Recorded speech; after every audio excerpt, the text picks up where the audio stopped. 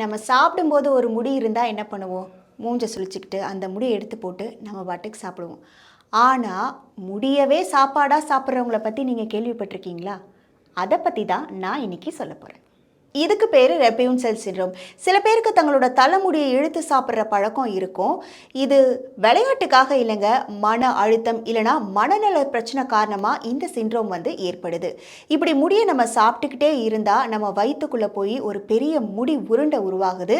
இதன் காரணமாக ஜீரண கோளாறு ஏற்படும், சாப்பிட முடியாது, வாந்தி, அப்புறம் வயிற்று வலி, இந்த மாதிரி பிரச்சனைகள்லாம் ஏற்படும். சில நேரம் இது மிகப்பெரிய பிரச்சனையாக ஏற்படுறதுக்கு கூட வாய்ப்பு இருக்குது அப்படின்னு சொல்கிறாங்க.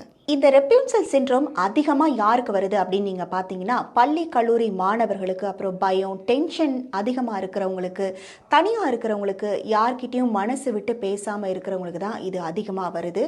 இது ஒன்றும் கெட்ட பழக்கம்லாம் இல்லை, ஆனால் மனசு ஒரு சின்ன உதவி கேட்கிற ஒரு தருணம் அப்படின்னே சொல்லலாம். இதனால் நம்ம இந்தியாவில் கூட நிறைய சிறுமிகள் பாதிக்கப்பட்டிருக்காங்கங்க.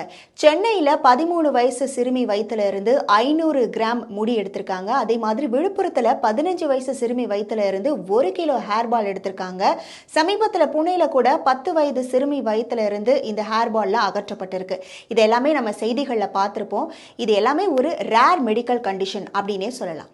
இதுக்கு என்ன ட்ரீட்மெண்ட் அப்படின்னா, முதல்ல வயிற்றில் வளர்ந்துருக்கிற முடி உருண்டையை சர்ஜரி மூலமாக அகற்றணும். சில டைம் லேப்ரோஸ்கோபிக் சர்ஜரி மூலமாக தான் அகற்ற முடியும்.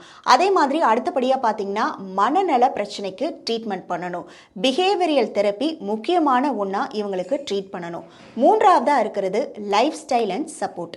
பேரண்ட்ஸோட சப்போர்ட் இதில் முக்கியமாக இருக்கணும். ஸ்ட்ரெஸ் மேனேஜ்மெண்ட், அதுக்கப்புறம் ரிலாக்ஸேஷன் டெக்னிக்ஸ் மூலம் இந்த சிண்ட்ரோமை குணப்படுத்தலாம். முடி சாப்பிட்றது ஒரு சின்ன பிரச்சனை மாதிரி தோணலாம், ஆனால் இதனால் நம்ம உடலும் மனசும் பயங்கரமாக பாதிக்கப்படுது. இது குணப்படுத்தக்கூடிய ஒன்றே.